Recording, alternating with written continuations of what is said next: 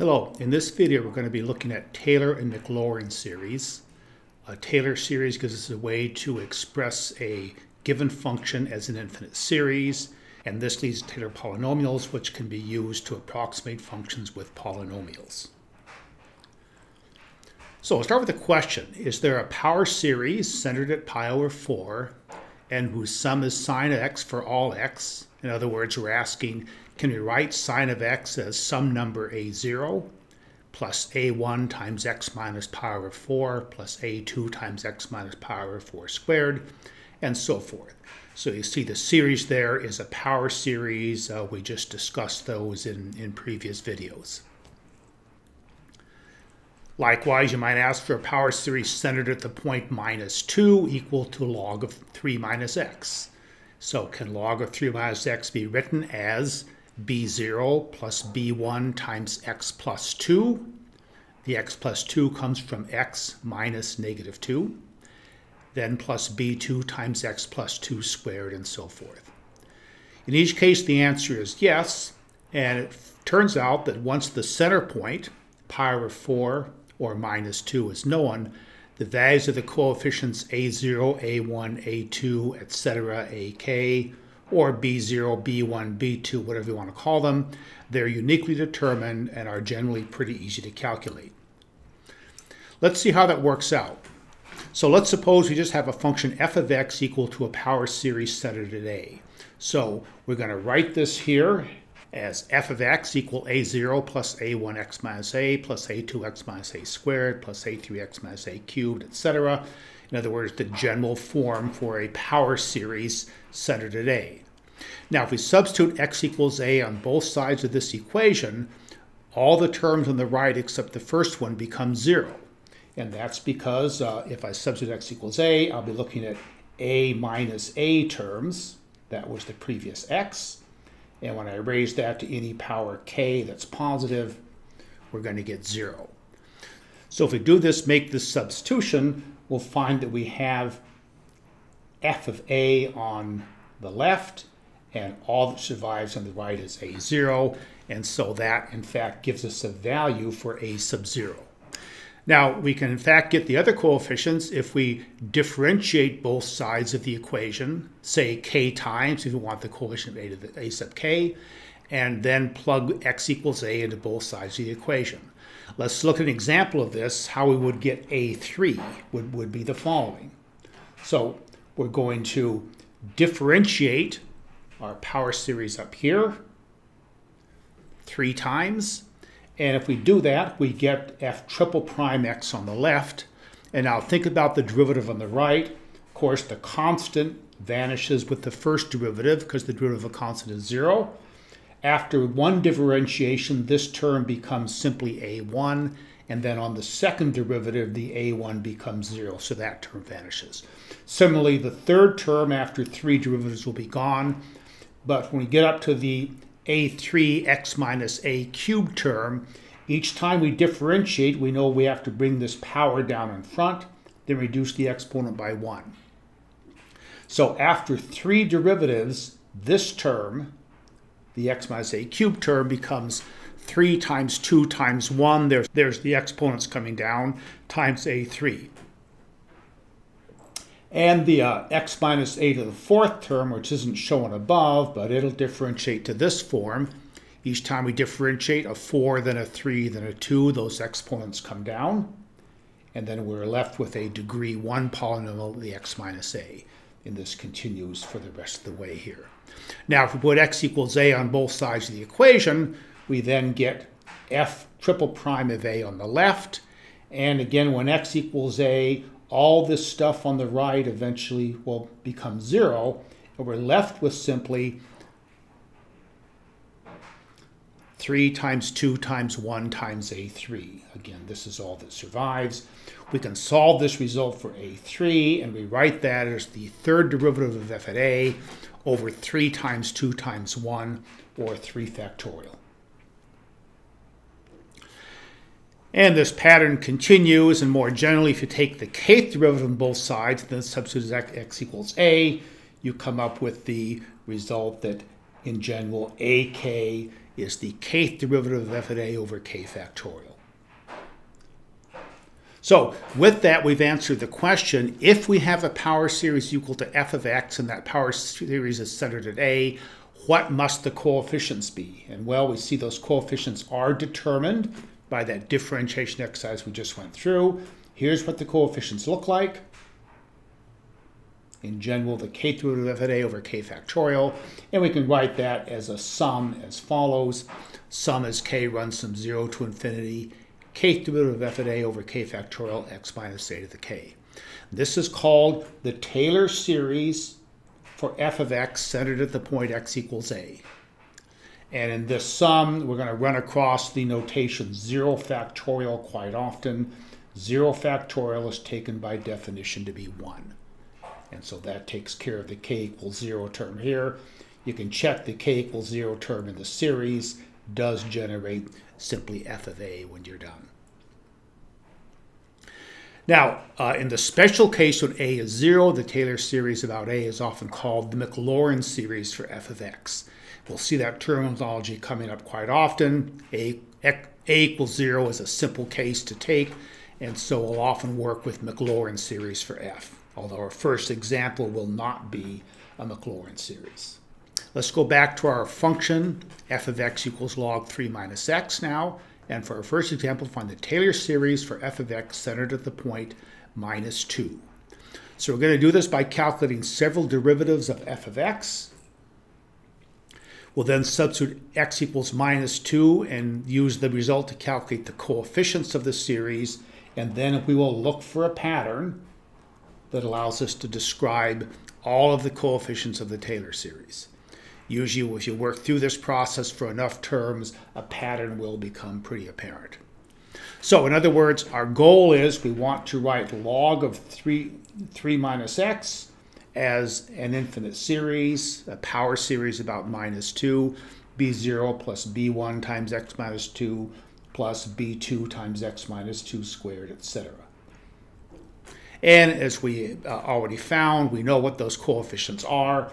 In general, bk will be the kth derivative of our function at minus 2 divided by k factorial. And b0 is always pretty easy to get. It's just the value of the center at the expansion point or the center point.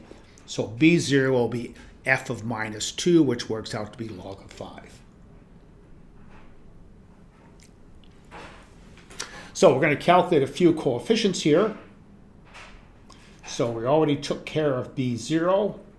There's how it fits in with the 0 factorial, which equals 1 on the bottom there. And now to get the first coefficient, b1, we compute f prime first. So we take the derivative of the logarithm. That leads to minus 1 over 3 minus x. We then evaluate f prime at minus 2, and we get minus 1/5 out of that. And so our b1 coefficient, the coefficient of the x plus 2 term, will be the derivative at minus 2 divided by 1 factorial, which works out to be minus 1/5. Similar for the next one, if we differentiate f prime to get f double prime, we find that's going to be minus 1 over 3 minus x squared. Little chain rule application. Substitute minus 2 in for x, and we find we get minus 1 over 5 squared. And b2 then is going to be the second derivative at minus 2 over 2 factorial, or minus 1 over 2 times 5 squared. I want to point out here, of course, you all know 5 squared is 25, but often when you're doing these kinds of calculations, looking for patterns, it's better not to be in too big a hurry to multiply things out. So we're going to leave this denominator as 2 or 2 factorial times 5 squared. Let's look at 2 more here. So the third derivative here, found different than the second derivative, again a little chain rule application, and the fourth derivative down here. So we start to see a pattern emerging each time we differentiate this power down here. In this case, that's a minus 4 power. Gets multiplied on the top there. And so you can see those factorials building up on the top. If we plug in the minus 2's, here is the third derivative at minus 2. Here's the fourth derivative. And again, notice we're getting Again, keeping things not expanded so we see the pattern emerging. And then finally, the third derivative over 3 factorial, which is 6, reduces to minus 1 over 3 times 5 cubed. And for the B4, we get minus 1 over 4 times 5 to the 4th. And so over here, we see a pretty clear pattern emerging, increasing powers on the 5 in the denominator, multiplied by that exponent in front, which is the 4. So hopefully that's enough data to see a clear pattern, and we can make the following guess, which is correct, that for k bigger than 1, we're going to have the kth derivative looking like this. You can see here these powers of the 3 minus x in the denominator building up on top here. The minus sign stays in front. And after k derivatives, we're at 3 minus x to the kth in the denominator. And you could, of course, write this as minus k minus 1 factorial over 3 minus x to the k. So the coefficient bk of the x plus 2 to the kth term will be that kth derivative at minus 2 divided by k factorial. And you can check the k minus 1 factorial over k factorial reduces to just a k down there.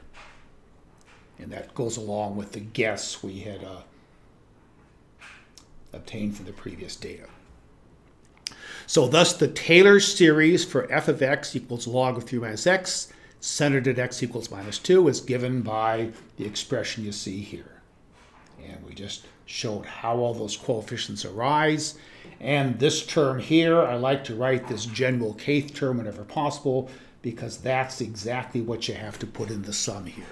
We have to keep the log of 5 in front. That one is kind of an outlier here, but that's the constant term. And then after that, minus from k equals 1 to infinity, that picks up all these higher powers of x plus 2. So you might try the following exercise. You should be able to use the section 10.2 methods to prove this power series has radius of convergence 5. And in fact, the interval convergence is minus 7 less than or equal to less than 3. So it converges at that left endpoint minus 7, but not at the right endpoint. So make sure you can work that out. Now, the other question is this. So we've generated this power series that's associated with a log of 3 minus x. And of course, we have to ask the question, is that power series equal to the function that generated it? So the question we're really asking here is this. Go back to our definition. What does it mean when we say we have an infinite series? What does that sum mean? So we're asking, is the log of 3 minus x equal to the sum of this Taylor series? And remember, the sum of the series is found by taking the partial sums. So we sum out to the nth spot, the nth term, and then take the limit of that partial sum as n goes to infinity.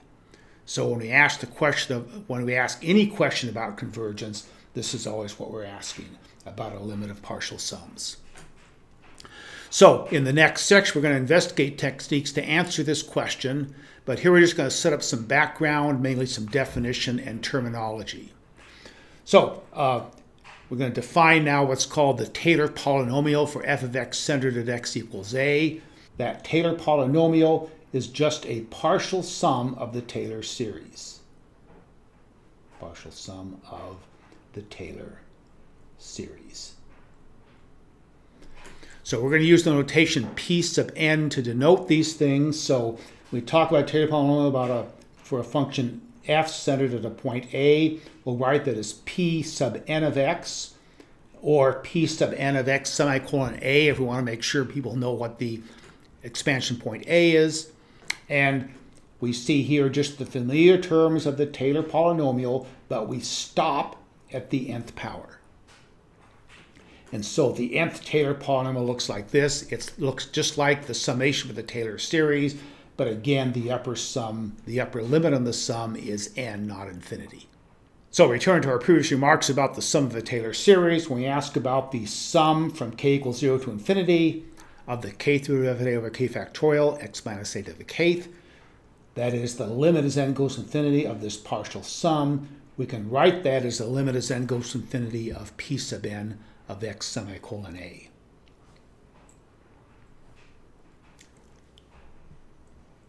Now, if we know the Taylor series for a function about a point A, we can find the Taylor polynomial of degree n by throwing away all the terms of power greater than n.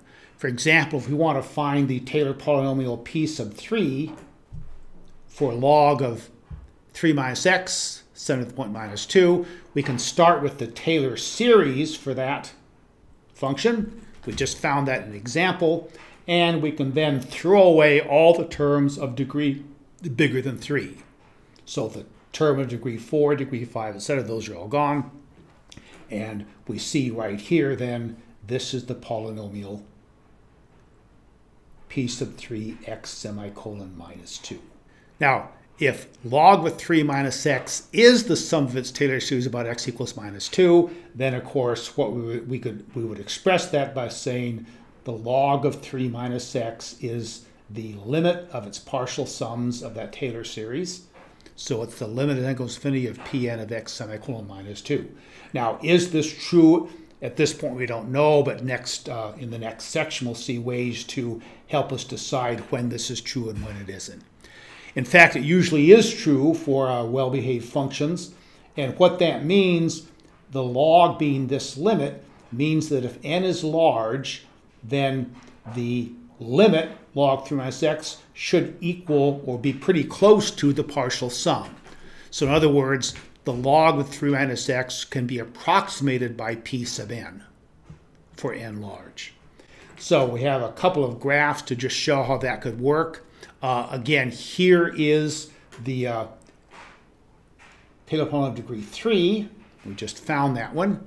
And on this graph, we've graphed in blue the log of 3 minus x.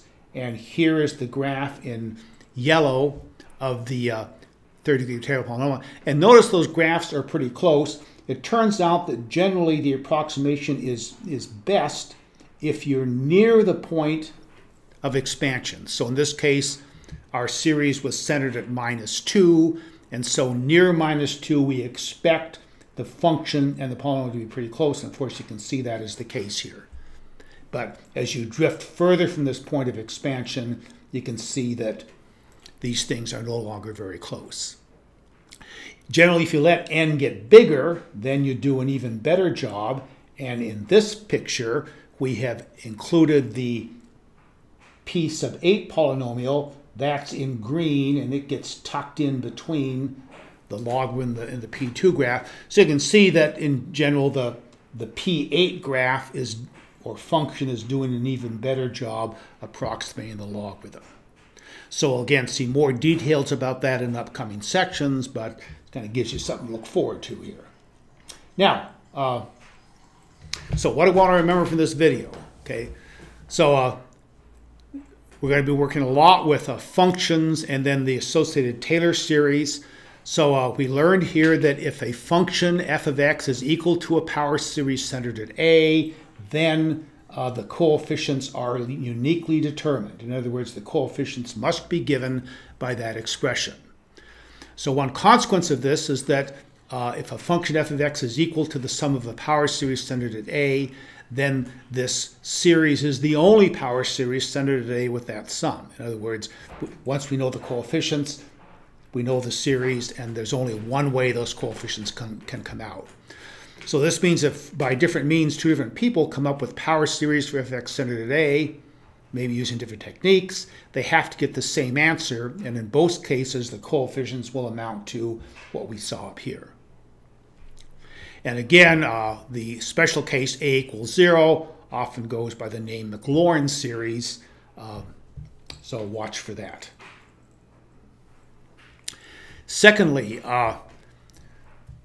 again, we talked about remembering what was meant by the sum of a series. A series is defined to be the limit of its sequence of partial sums.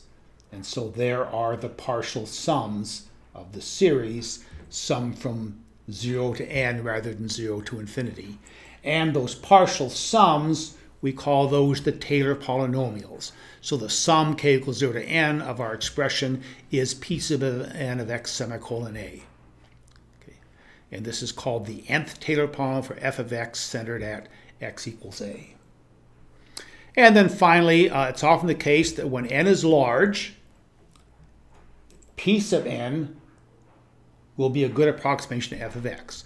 We saw examples of that with the graphs we looked at the end of our discussion. Generally, this approximation is good if the value of x is not too far from the expansion point x equals a. But as you drift away from that expansion point, the approximation will probably get worse and worse. So that concludes this video. Please keep track of these definitions. We're going to use this terminology, and as expected, you know how to find coefficients of Taylor series and Taylor polynomials.